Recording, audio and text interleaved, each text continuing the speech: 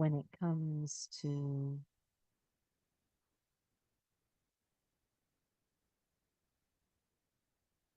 building a house,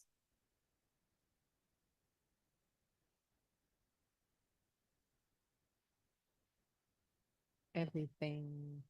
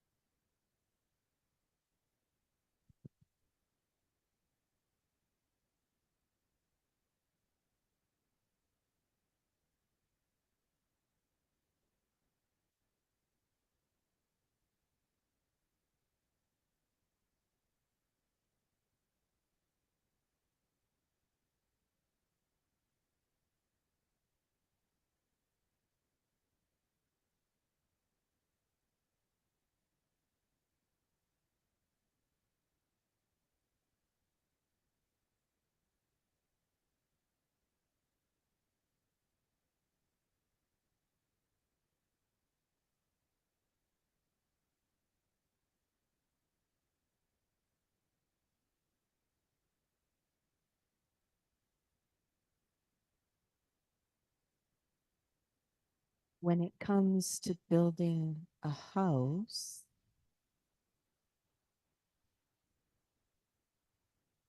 so much depends on the foundation.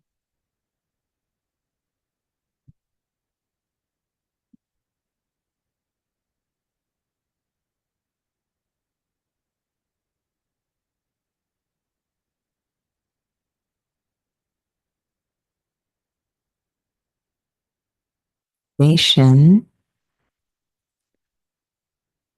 determines the strength, the stability, the quality, the well being of the entire house. And the same applies to building a life.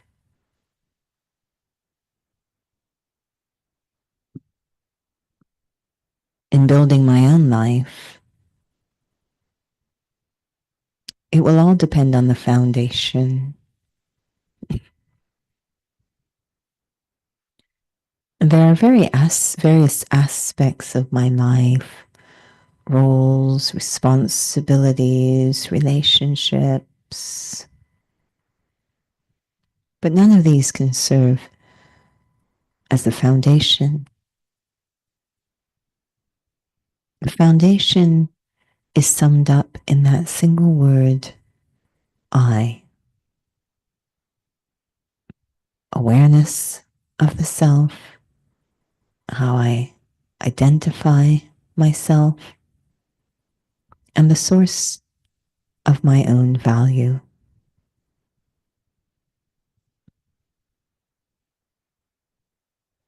The deeper the foundation, the stronger the creation.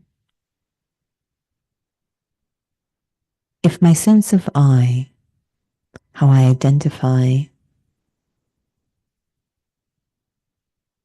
where my value emerges from, if those are based on something temporal, short-lived, my foundation is very fragile, shaky. But if my identity and value are based on something deep, profound, timeless, it's a very powerful foundation, very stable life. The roles, responsibilities, relationships, they will change. But my foundation will not shake. My well-being, my inner peace, my stability will remain intact. I just need to take into account the foundation on which I am building my life. Om Shanti.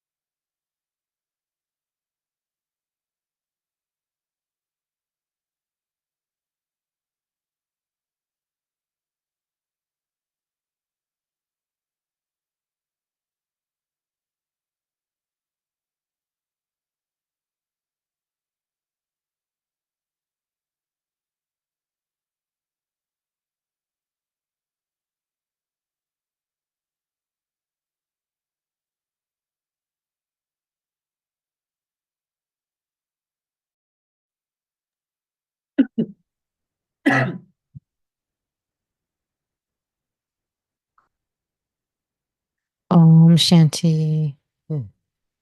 Good evening. Welcome to Interview with a Raj Yogi. Tonight's session is an accurate account of who I am. And this was inspired by for morning class for those of Raja Yoga in terms of having accurate remembrance. So it's been very thought provoking for many of us. And perhaps it's not something that's very apparent for those who have not taken Raj Yoga, and maybe some who've just taken the actual course itself. The key word in it is about remember, and I just find that um,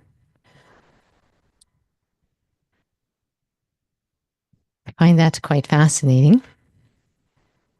For those on Instagram, welcome to Interview with the Raj Yogi, and the topic tonight is an accurate count of who I am. So I was reflecting on this word accurate remembrance. And it seems like when we use it in day-to-day things, tend to have a more accurate definition of what it means. But when it comes to spirituality, it seems like we need some time to perhaps maybe study properly or accurately. So perhaps maybe if you have some just beginning thoughts about this topic.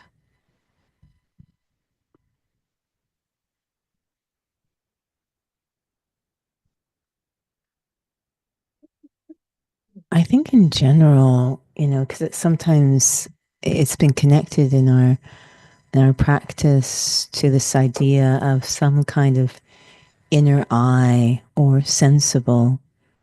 And we do pride ourselves when it comes to physicality. And even then, I question how clearly or objectively we see things physically. We have eyewitness testimony, and it's actually not very reliable. So even physically, we're not seeing things clearly, and that can lead to a lot of complications and misunderstanding. So to be able to see the self objectively, and that lens kind of determines how I see everything else, I think it's quite an art to not be deceived or have fears or worries or desires blurring or distorting how I see the self or the stories I create about the self and the stories I create about what's going on around me. To be objective, I think, is quite the art. And I know when I see it in different applications around me, obviously being in fitness a lot, for people to be accurate. I had a fascinating conversation with someone today about time, which is a very valuable treasure. And it's funny, they are one of 10 siblings. And what they shared is they are the only one left as they all grew up. They are the only child of these 10. They are the only one who is still active. They all started active, but he is the only one who has remained active. And the rest of them, even though they know the benefits of it, the importance of being involved in movement of some kind for the health of the body, the reason they come up with every time is, I don't have time. And as we were chatting, we both were feeling that isn't quite accurate. There's something behind that, some resistance behind that. Everyone has lots of time. So, and we make time for things that are important. So the stories we're telling ourselves are a bit skewed because the very equipment with which we look at things, that inner eye, is distorted again by fears, desires, worries, etc. Do you feel if we were at least able to acknowledge that there are blind spots, um, acknowledged, and using this example, I don't have time, actually, it's not that, would that perhaps help the situation for change to happen? Yeah, when the soul went on to share his story with his siblings, he said the word he actually used was honesty.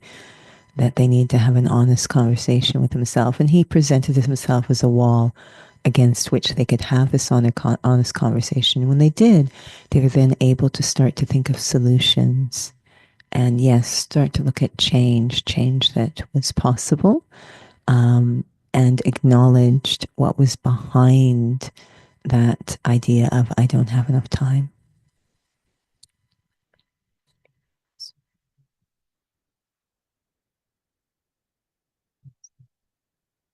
Never mind. It's it's such an interesting word, account. It is used in the study for specifically in terms of I would say, how do we share this so that it's makes sense for those who've not taken the course or quite early in the study of Raja Yoga? But we talk about accounts. And for those who have ever had to manage a cash machine, when you start out the day and you have all these transactions, purchases, and so forth, by the end of the day, the balance should match up. And when we talk about accounts in the study of spirituality, there is a massive imbalance inside, which I think is quite interesting when Sister Judy's mentioning about just being inaccurate about things. And so to me, it reminds me of that. But also, this word account is often used for like, can you recount what happened? Can you give, an account of what that situation is like? I've been thinking a lot about that in terms of, again, accuracy. And I did really appreciate this aspect of if the foundation isn't strong, what's going to happen? So it's quite, I'm not sure if you could share, like, what is it about spirituality? There's so much inaccuracy, but we can be quite accurate when it comes to, I don't know, mathematics or, things around us. But for some reason, when it comes to spirituality, things kind of go a little sideways. I was really thinking a lot about how key in spirituality, how key a capacity we call the intellect is. This is one of the capacities in the soul, and it is critical in terms of moving along on the spiritual journey. When it comes to the physical world, we rely on what we call the physical senses. And again, I think there's a lot of distortion that can happen there too, but we feel that's more concrete. We even say, I'll believe it when I see it, meaning I physically see it. The physical senses will not help you in spirituality. And I'm always shocked at how much misunderstanding there is in relationships because we're using faulty equipment to understand the account. So in spirituality, we rely on something called the intellect. And the intellect has two key functions: to see and to remember. So the reason I think things become very distorted and inaccurate is because the intellect has become quite compromised. So how it sees and how it remembers is very limited. And the physical senses have taken over so much. I mean, the last few days, how often have we been told, when you look at someone, you immediately see the face or the image. It takes great effort to see beyond that. And think about what happens when you look at someone's face or image, the way they dress, what the physical sense is, and how we start to, in our mind, create an account, a story about that person, whether it's their culture or their economic situation. And people really rely on this. They dress a certain way to give a certain account, but Lord knows what's actually going on inside of them. And they actually start to believe the image or account that they're presenting to the world. So this reliance on the superficial And the weakening of the intellect as a result, I think, makes it very difficult when we come to spirituality. We really have to repair our intellect, which is so critical to see and understand what the physical senses cannot.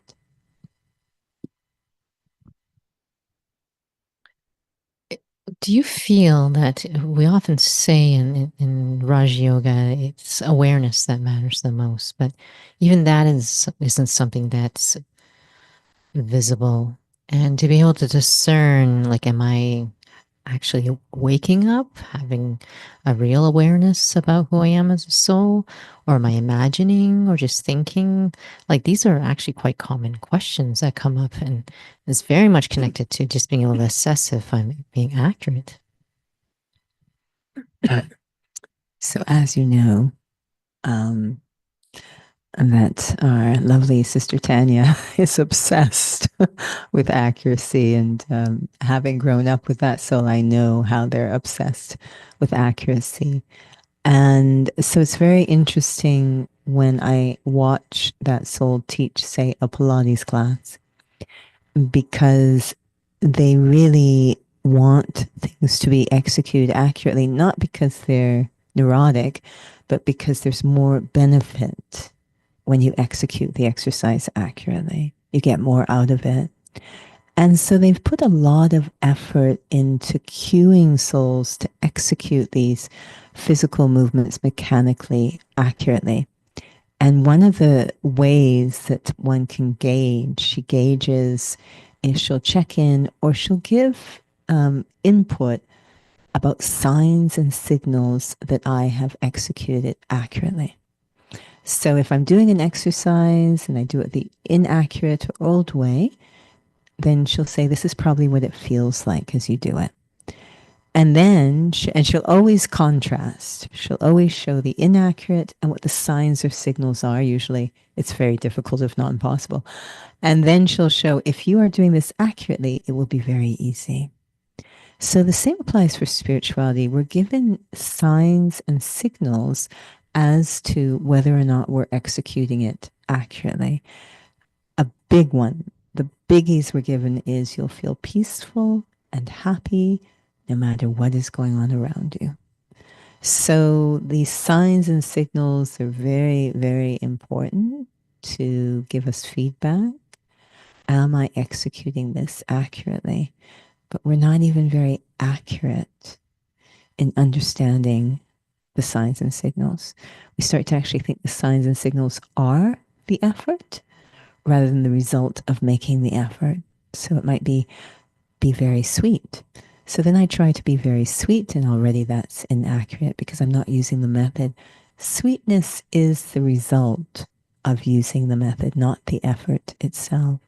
So again, am I even accurate in absorbing the information given to me, being able to discern between the aim and the objective, the method and the result? It does feel like there's so much that needs to happen, but it's all invisible. And there were three words that came up yesterday with respect to really checking, am I having, am I accurate in my study? Am I accurate in remembering who I really am? Am I having an accurate connection relationship with the Supreme Soul? So these three words, patience, maturity, and understanding. Do you have any thoughts to share after your experiments yesterday with these three words? I found them very intriguing.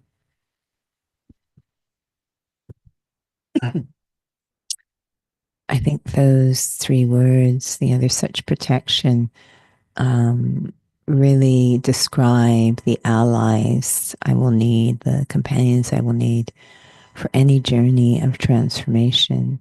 The point of remembrance of the Supreme Soul, of a very pure source of energy, is to transform the self. So what's going to be needed to protect that kind of endeavor? Definitely patience. It's a very subtle method. And so, like homeopathic medicine, it's going to take time. And for a while, it might even feel like things are going in the other direction. So, healing, which this word patient also is connected to, always, patience always is going to be there when we're talking about sincere or true change. There's a quick result, which will be short lived. And then there's a deep effort, which will be far more farsighted, but again, it could take a little bit more time. So lots of patience. And in terms of the maturity, the levels of tolerance required, if I am melodramatic, which I always think is on the other end of the spectrum to mature, um, it's really going to stay very superficial. So very tolerant, very honest to be able to make sincere endeavor. And finally, understanding is how I neutralize all the resistance that's going to come at me as I'm trying to do this. I melt it with understanding. I always think of the Wicked Witch of the West.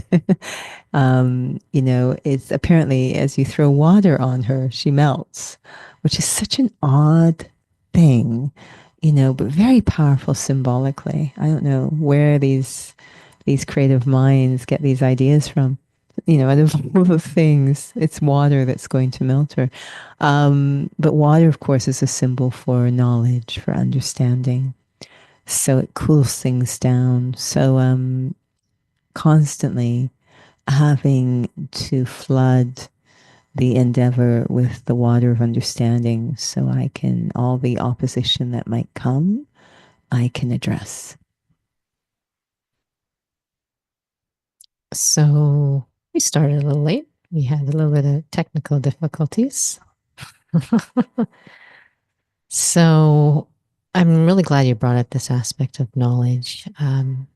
What is that connection between something being accurate and having to have wisdom?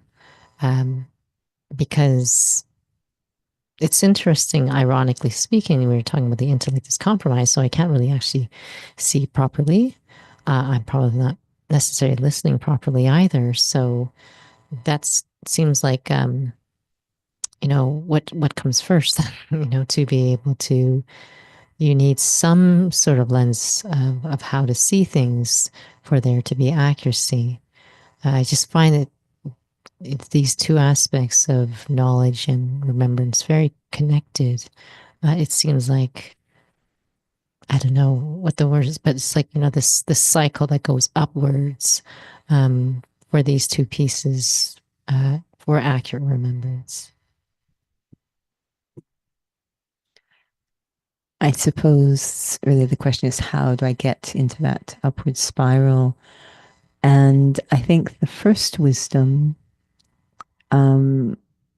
is humility, is that I no longer have an interest in maintaining that wrong account, which we could call the image, and I am open to learning.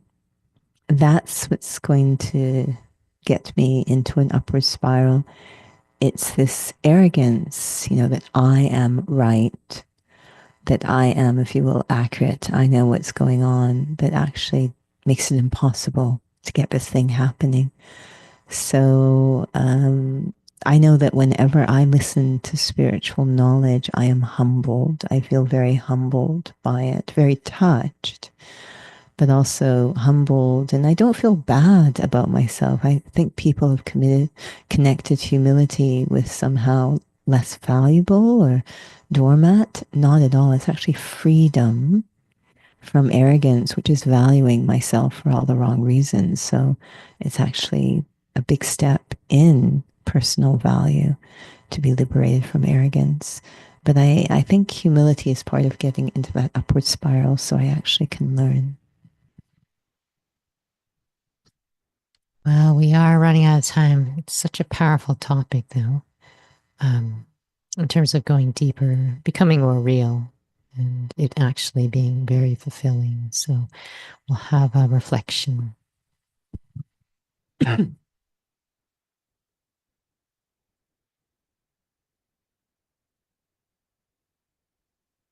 In some ways, accuracy is about awakening, my inner eye opening to see things very clearly, beginning with the self. So many stories I have told myself about myself, and the intention was to make myself feel better, to lighten my conscience. But I never really had the true story about myself, because that true story begins with the awareness, the awakening, the remembering of who I really am.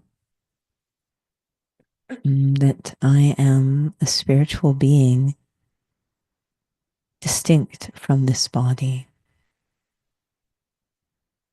Until that true account of the self is there, the story will never change. So spending so much time just opening my eyes towards myself, understanding that I am a spiritual being, that will start a completely different story account about myself that might actually lead to what I seek, which is to like or even love myself. Om Shanti.